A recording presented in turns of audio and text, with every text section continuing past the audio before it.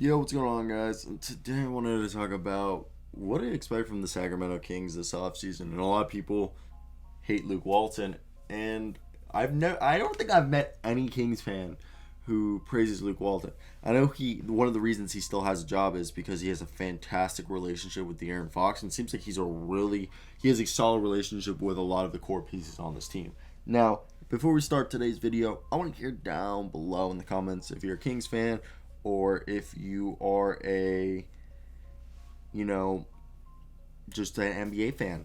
If you want to just comment down below. Let's get right into it. Okay, so we should talk about who's under contract for the upcoming season. And the guys that aren't under contract are Kyle Guy, Terrence Davis, Hassan Whiteside, Mo Harkless, Richaun Holmes, and that's it.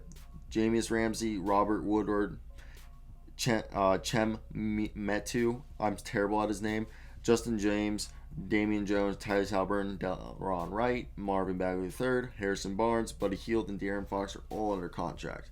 I believe that they'll bring back Terrence David because they probably have his rights. I think he's a restricted free agent, and you know what? He's solid at times for them, and he was a good throw in that deal. And I think Richaun Holmes is going to get paid by somebody because he had a great year. Mo Harkless is probably going to go to a contender. And same with Hassan Whiteside. Kyle Guy is back. So, draft pick wise, I have them on my most recent mock draft, going with what's his face. I'm blanking on it right now.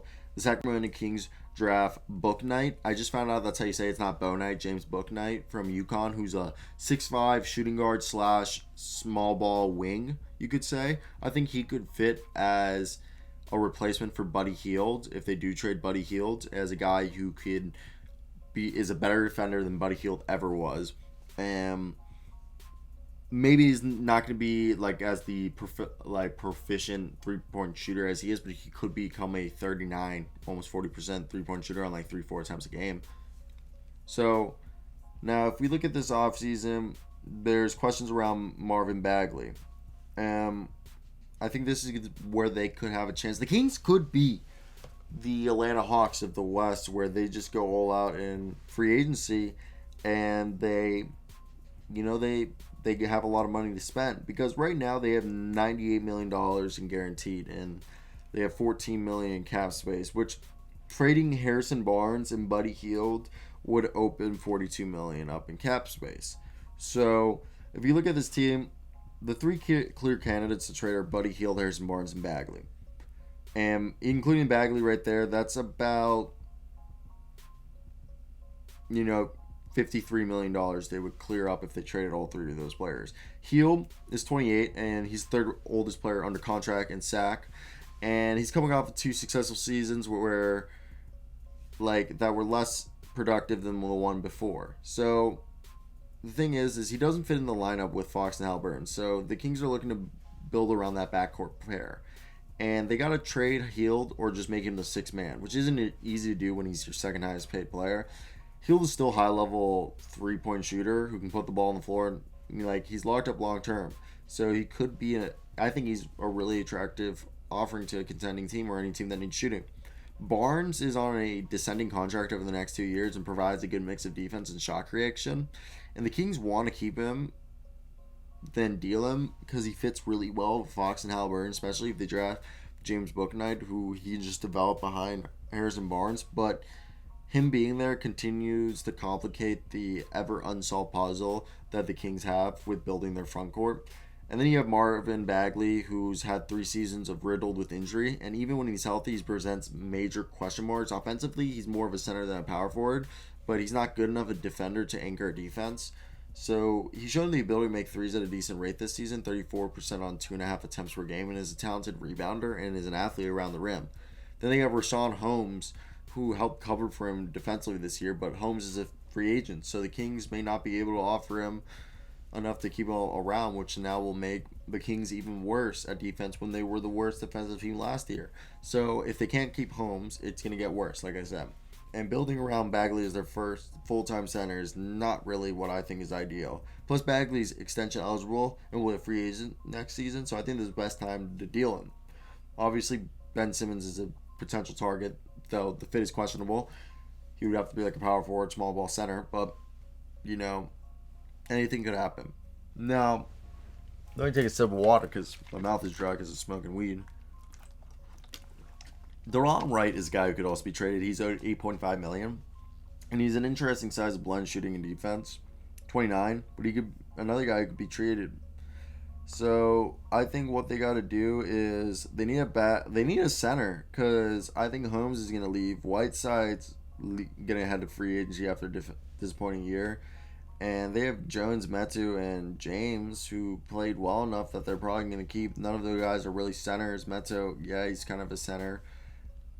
And Davis is a huge question, because I think I really like Davis, and I think he could be a solid guy for them to keep.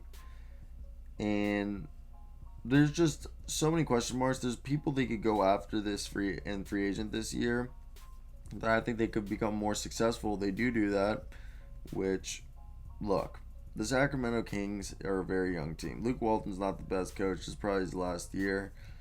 And I would say Richaun Holmes is going to stay, but I bet you he doesn't want to stay in Sacramento. Now, what I do believe, I don't know if you guys hear my dog right now, I think the team should trade Harrison Barnes, just because it would just make them figure out the future a lot easier, and it would be easier to figure out. So they need to find reliable veterans to add to the bench. There's guys like Torrey Craig, Raul Neto, Kent Bazemore, DeMarcus Cousins, Jeff Teague. Yeah, bring back Cousins. Like, if they can keep Mo Harkless and Terrence Davis, then bring in Cousins, Jeff Teague, Torrey Craig, and Raul Neto, and Kent Bazemore, guys like that. Gary Temple, Thaddeus Young. I know Thaddeus Young isn't a free agent, but maybe trade for Thomas Donarowski. Add some depth. That team becomes more dangerous. Now, what I think is I don't know. I think the thing is like, trading Marvin Bagley is another thing. Let's just move on. Trade him for like a late first round pick to a contender. I don't even think a contender would do that. Trade him to the Orlando Magic for a future first round pick. That's a team that would probably take it on. Luke Walton's got to do something or he's going to get fired. I see this team either continue to go full rebuild and acquiring assets, or pulling in Atlanta Hawks and, like I'm saying, acquiring a bunch of talent, like bringing back Boogie, Jeff Teague, Torrey Craig, Raul Neto, Kent Bazemore, trying to trade for Stanarowski, or getting Gary Temple, or getting Thaddeus Young, guys like that who will take this team. Blake Griffin, one of the Morris brothers, getting guys who will take this team from A to B. That's it for me, guys. I want to hear your opinions down below. Peace out.